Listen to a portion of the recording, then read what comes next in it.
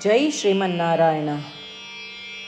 ನಾನು ಹೇಳುವ ವಿಶ್ಲೇಷಣೆ ರಾಮಾನುಜದಾಸ ಶ್ರೀಮಾನ್ ಗಟ್ಟು ವೇಣುಗೋಪಾಲ ಸ್ವಾಮಿಯವರ ರಚನೆಯಾಗಿದೆ. 17ನೇ ಅಧ್ಯಾಯ ಶ್ರದ್ಧಾತ್ರಯ ವಿಭಾಗ ಯೋಗ. 19ನೇ ಶ್ಲೋಕ. ಮೂಢಗ್ರಾಹೇನ ಆತ್ಮನೋ ಯತ್ ಪೀಡಯಾ ಕ್ರಿಯತೆ ತಪಃ ಪರಸ್ಯ ಉತ್ಸಾದನಾರ್ಥಂ ವಾ ತತ್ತಾಮಸಂ ಉದಾಹೃತಂ. ಓಂ. ಗೀತಾಚಾರ್ಯ ಶ್ರೀಕೃಷ್ಣ ಪರಮಾತ್ಮ ಅರ್ಜುನನ ಜೊತೆಗೆ ನಮ್ಮೆಲ್ಲರಿಗೂ ಶ್ರದ್ಧಾತ್ರಯ ವಿಭಾಗ ಯೋಗವನ್ನು ಕಲಿಸುತ್ತಿದ್ದಾನೆ. ಪರಮಾತ್ಮ ಹೇಳುತ್ತಿದ್ದಾನೆ, ಅರ್ಜುನ, ನಿಷಿದ್ಧವಾದ ಮಾರ್ಗಗಳನ್ನು ಅಳವಡಿಸಿಕೊಂಡು ಸ್ವಯಂ ಹಿಂಸೆಯನ್ನು ಒಳಗೊಳ್ಳುವ ಮೂಲಕ ಇತರರಿಗೆ ದುಃಖ ಮತ್ತು ವಿನಾಶವನ್ನು ಉಂಟುಮಾಡುವ ಬಯಕೆಯಿಂದ ಭ್ರಮೆಯ ಕಲ್ಪನೆಗಳೊಂದಿಗೆ ಮಾಡುವ ತಪಸ್ಸಿಗೆ ತಾಮಸಿಕ ತಪಸ್ಸು ಎಂದು ಕರೆಯಲಾಗುತ್ತದೆ. ಹೀಗೆ ಹೇಳುವ ಮೂಲಕ ಶ್ರೀಕೃಷ್ಣ ಪರಮಾತ್ಮನು ತಪಸ್ಸನ್ನು ಮಾಡಿದರೂ ಇತರರಿಗೆ ಹಾನಿಯನ್ನುಂಟು ಮಾಡುವ ಉದ್ದೇಶದಿಂದ ಮಾಡಿದರೆ ಆ ತಪಸ್ಸಿಗೆ ತಾಮಸಿಕ ತಪಸ್ಸು ಎನ್ನುತ್ತಾರೆ ಎಂದು ಸ್ಪಷ್ಟಪಡಿಸುತ್ತಿದ್ದಾನೆ. ಬೇರೆಯವರಿಗೆ ಕೇಡು ಮಾಡಬೇಕೆಂಬ ಹಂಬಲದಿಂದ ನಾವು ಯಾವುದೇ ಪೂಜೆಯನ್ನು ಮಾಡಿದರೆ ಅದು ಅಂತಿಮವಾಗಿ ನಮಗೇ ಹಾನಿಯನ್ನುಂಟು ಮಾಡುತ್ತದೆ ಎಂಬುದನ್ನು ಸ್ಮರಿಸುತ್ತಾ, ಲೋಕ ಕಲ್ಯಾಣವನ್ನು ಬಯಸುತ್ತಾ, ಎಲ್ಲರ ಒಳಿತನ್ನು ಬಯಸುತ್ತಾ ನಮ್ಮ ಜೀವನವನ್ನು ಮುಂದುವರೆಸೋಣ. ಶ್ರೀಮನ್ನಾರಾಯಣನನ್ನು ಹೊಂದುವುದೇ ನಮ್ಮ ಜೀವನದ ಗುರಿಯಾಗಿಸಿ ಶ್ರೀಮನ್ನಾರಾಯಣನನ್ನು ಮಾತ್ರ ಆಶ್ರಯಿಸುತ್ತಾ ನಾವೆಲ್ಲರೂ ಶ್ರೀಕೃಷ್ಣ ಪರಮಾತ್ಮನ ಮಾತುಗಳನ್ನು ಶ್ಲೋಕದ ರೂಪದಲ್ಲಿ ಹಾಗೆಯೇ ಪುನರಾವರ್ತಿಸೋಣ. ಮೂಢಗ್ರಾಹೇನಾತ್ಮನೋ ಯತ್ ಪೀಡಯಾ ಕ್ರಿಯತೆ ತಪಃ ಪರಸ್ಯ ಉತ್ಸಾದನಾರ್ಥಂ ವಾ ತತ್ತಾಮಸಮುದಾಹೃತಂ. ಗೀತೆಯ ಸತ್ವ ಮತ್ತು 8 ಭಾಷೆಗಳು. ಶ್ರೀಕೃಷ್ಣ ಪರಮಾತ್ಮ ಉಪದೇಶಿಸಿರುವ ಶ್ರೀಮದ್ ಭಗವದ್ಗೀತೆಯ ಪೂರ್ಣಸತ್ವ. ಅಧ್ಯಾಯ 18, 65ರಿಂದ 70 ಶ್ಲೋಕಗಳಲ್ಲಿ 8 ಕಾರ್ಯಗಳನ್ನು ಮಾಡಬೇಕಾಗಿದೆ. ಶ್ರೀಕೃಷ್ಣ ಹೇಳುತ್ತಾನೆ, ಈ 8 ಕಾರ್ಯಗಳನ್ನು ಯಾರು ಅನುಸರಿಸುತ್ತಾರೋ ಅವರನ್ನು ನಾನು ಪ್ರೀತಿಸುತ್ತೇನೆ. ನಾನು ಆ ಭಕ್ತರನ್ನು ಎಲ್ಲ ವಿಧದ ಮಾರ್ಗಗಳಲ್ಲೂ ಸಂರಕ್ಷಿಸುತ್ತೇನೆ.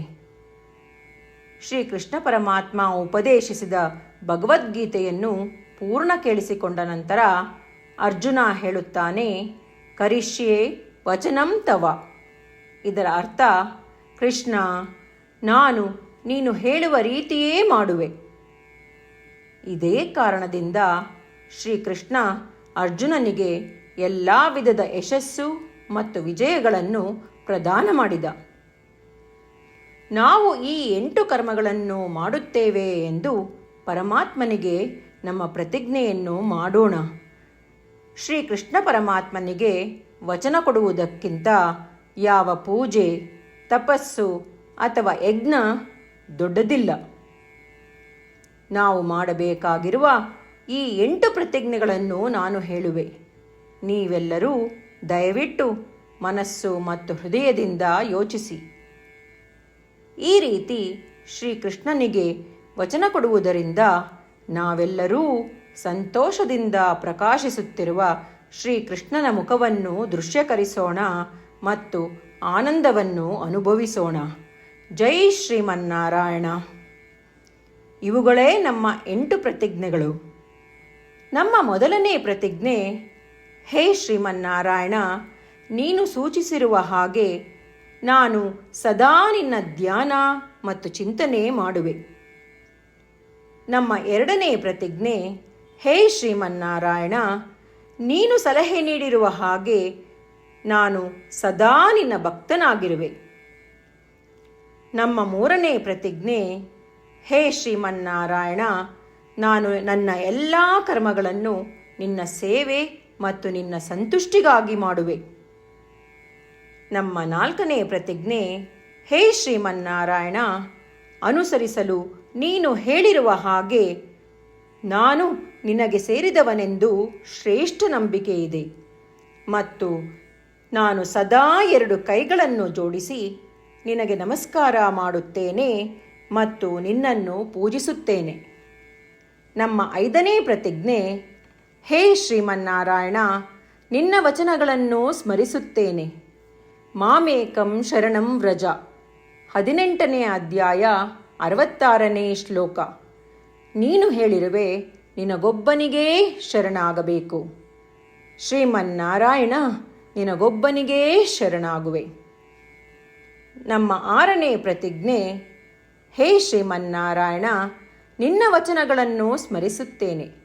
ಮಾ ಶುಚಃ, 18ನೇ ಅಧ್ಯಾಯ 66ನೇ ಶ್ಲೋಕ. ನೀನು ನಮಗೆ ಪುನರ್ ಆಶ್ವಾಸನೆ ನೀಡಿದ್ದೀಯ, ದುಃಖಿಸಬೇಡವೆಂದು. ನಾನು ಎಂದಿಗೂ ದುಃಖಿಸುವುದಿಲ್ಲ. ನಮ್ಮ 7ನೇ ಪ್ರತಿಜ್ಞೆ, ಹೇ ಶ್ರೀಮನ್ನಾರಾಯಣ, ನೀನು ಶ್ರೀಮದ್ ಭಗವದ್ಗೀತೆಯನ್ನು ನಮಗಾಗಿ ಉಪದೇಶಿಸಿ ಅನುಗ್ರಹಿಸಿ ಮತ್ತು ಆಶೀರ್ವದಿಸಿದ್ದೀಯ. ನಾನು ಕನಿಷ್ಠ 1 ಶ್ಲೋಕವನ್ನು ದಿನಾ ಪಠಿಸುವೆ ಅಥವಾ ಕೇಳಿಸಿಕೊಳ್ಳುವೆ ಎಂದು ನಾನು ಪ್ರತಿಜ್ಞೆ ಮಾಡುವೆ. ನಮ್ಮ 8ನೇ ಪ್ರತಿಜ್ಞೆ, ಹೇ ಶ್ರೀಮನ್ನಾರಾಯಣ, ನೀನು ಮನುಷ್ಯ ಸಮುದಾಯಕ್ಕೆ ಗೀತೆ ಉಪದೇಶಿಸಿದೆ. ನಾನು ನಿನ್ನ ಗೀತೆಯ ದೈವವಾಣಿಯನ್ನು ಗೀತೆಯ ಅರಿವಿಲ್ಲದಿರುವ ಭಕ್ತರಿಗೆ ಪ್ರಚಾರ ಮಾಡಲು ಪ್ರಯತ್ನಿಸುವೆ. ಹೇ ಶ್ರೀಮನ್ನಾರಾಯಣ, ನೀನು ಹೇಳುವ ಹಾಗೇ ಮಾಡುವೆ. ನಿನ್ನ ಇಚ್ಛೆಯಂತೆ ನಡೆವೆ. ನಾನು ನಿನಗಾಗಿಯೇ ಶ್ರಮಿಸುವೆ. ಶ್ರೀಮನ್ನಾರಾಯಣನಿಗೆ ದಿನಪ್ರತಿದಿನವೂ ನಾವು ನೀನು ಹೇಳಿದ ಹಾಗೇ ಮಾಡುವೆವು ಎಂದು ಮಾತು ಕೊಡುವುದೇ ಶ್ರೇಷ್ಠ ಪೂಜೆ. ನಾವು ನಮ್ಮ ಅಚಲವಾದ ನಂಬಿಕೆಯಿಂದ ಅವನಿಗೆ ನಮ್ಮ ಪ್ರತಿಜ್ಞೆ ಮಾಡೋಣ. ಶ್ರೀಮನ್ನಾರಾಯಣ, ಕರಿಷ್ಯೆ ವಚನಂ ತವ. ಶ್ರೀಮನ್ನಾರಾಯಣ, ನೀನು ನುಡಿದಿರುವ ಹಾಗೇ ನಡೆವೆ. ಸರ್ವಂ ಶ್ರೀಕೃಷ್ಣಾರ್ಪಣಮಸ್ತು.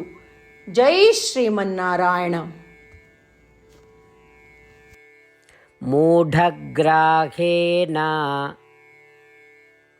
ಆತ್ಮನೋ ಯತ್ ಪೀಡಯಾ ಕ್ರಿಯತೆ ತಪಃ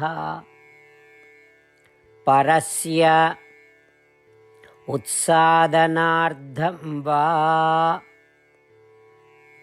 ತತ್ತಾಮಸಂ ಉದಾಹೃತಂ. ಓಂ